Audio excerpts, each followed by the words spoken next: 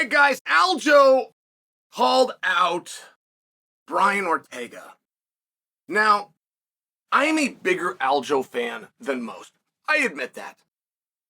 But I'm also a Calvin Kattar fan. Like, I don't know that I had a dog in this race. I sat back and wanted to enjoy a good match. That fight, like all the others, is up against the ultimate competition, which is each other.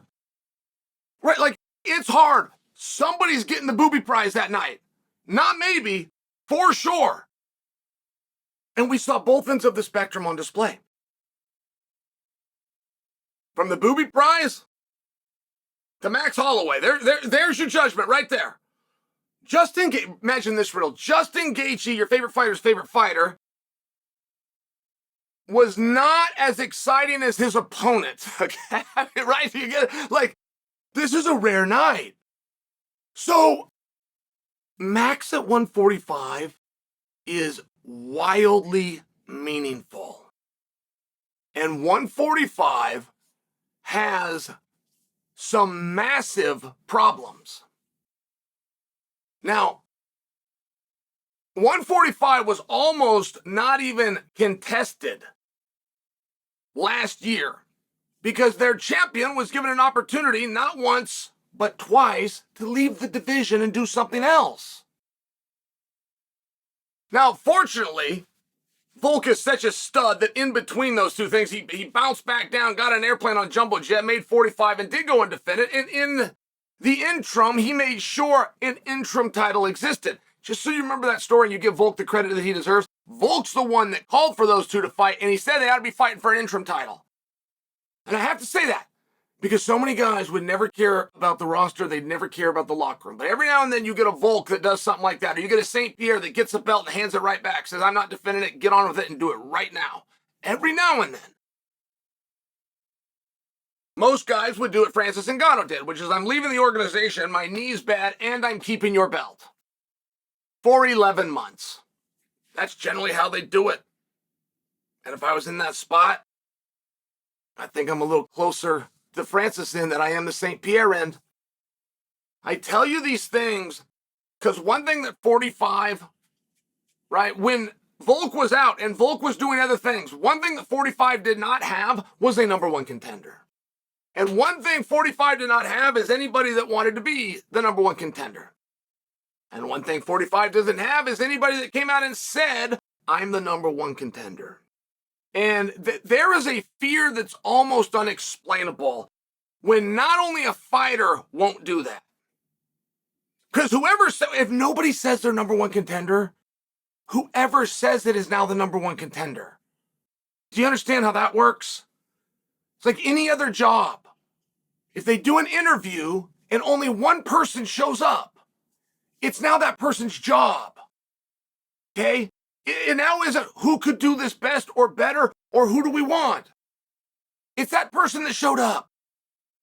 So it's a whole nother level of fear when a guy doesn't do that, and in conjunction, neither does his wife or his best friend or his manager or a teammate or a trainer. Nobody wanted Volk. And the one guy that wanted Volk, Max Holloway, had already fought him 3 times. And that wasn't wrong. Look at Ortega just by example.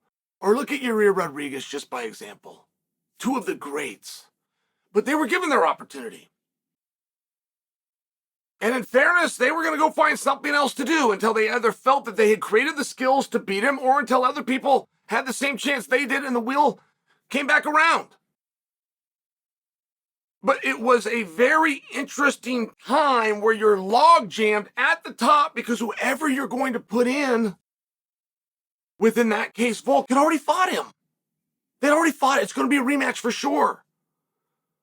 So, matchmakers come up with a brand new idea. And I'll give you a little inside baseball. I think this made it out, but if it didn't, this is 100% accurate. I got this. I happened to be sitting in the car with Henry when these calls came in.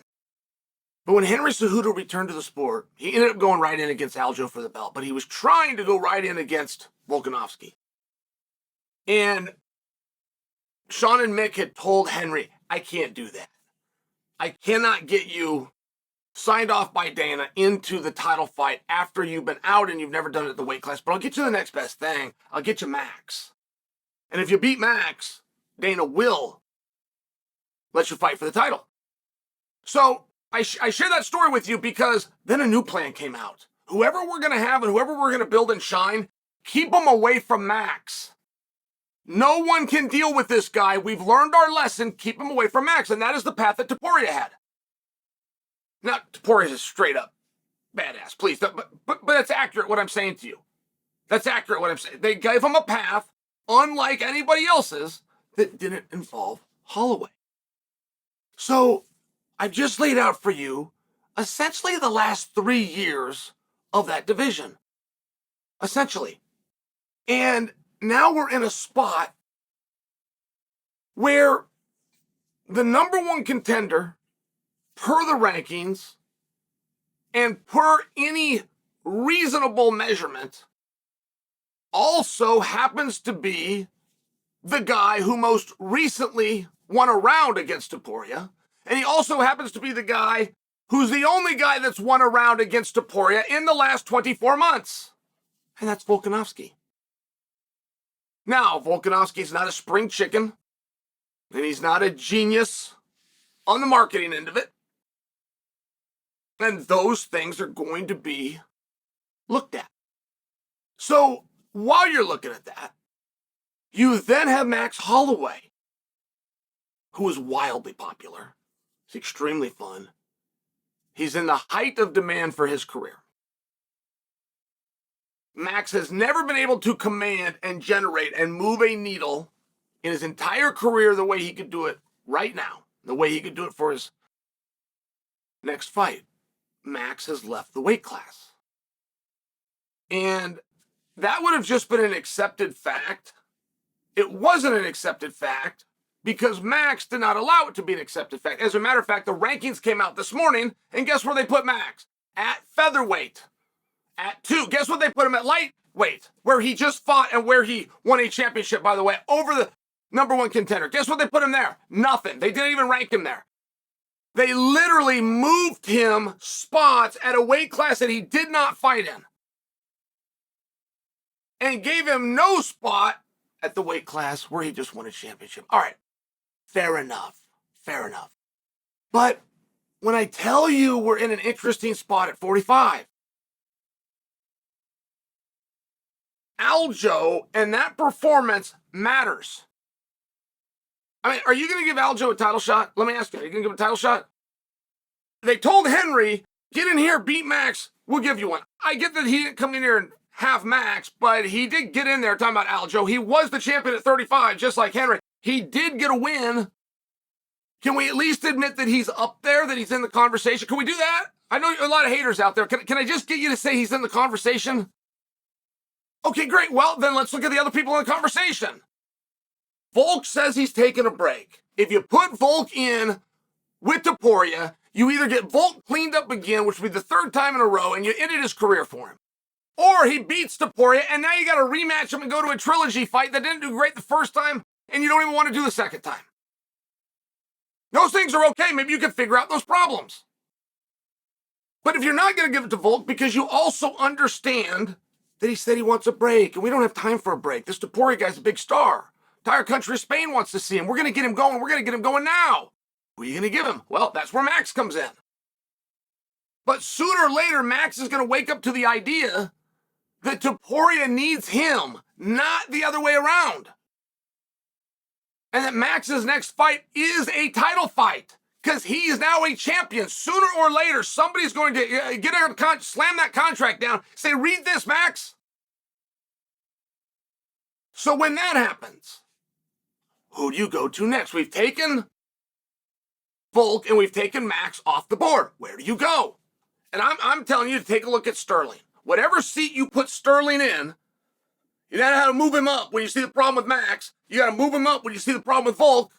How many more does he have to move until he becomes the guy? Because Sterling called out Brian Ortega. And Brian Ortega responded. It was a light call out. It was a light response.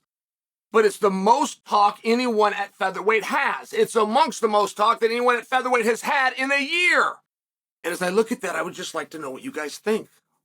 Like, I like the idea of Ortega, Yuri Rodriguez for a #1 contendership. That's how highly I respect both of those guys. So if we're through that and didn't do it, it would sure seem like Ortega versus Sterling. And we don't have to make it a #1 contenders. I'm just saying, whoever wins that, I would really like the idea of us giving a good, strong look to.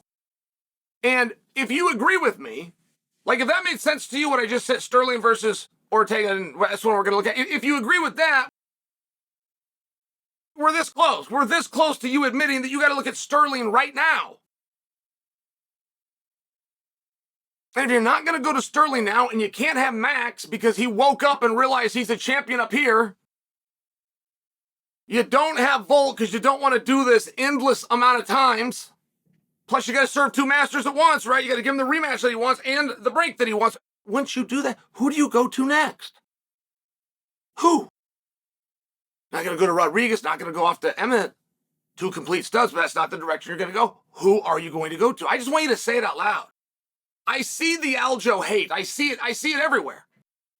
So be a hater. Go ahead and have it. But please answer my question.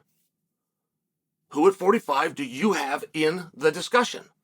How many guys have to be eliminated? Tell us, Aljo. It's a simple question. It's not meant to be a trick question.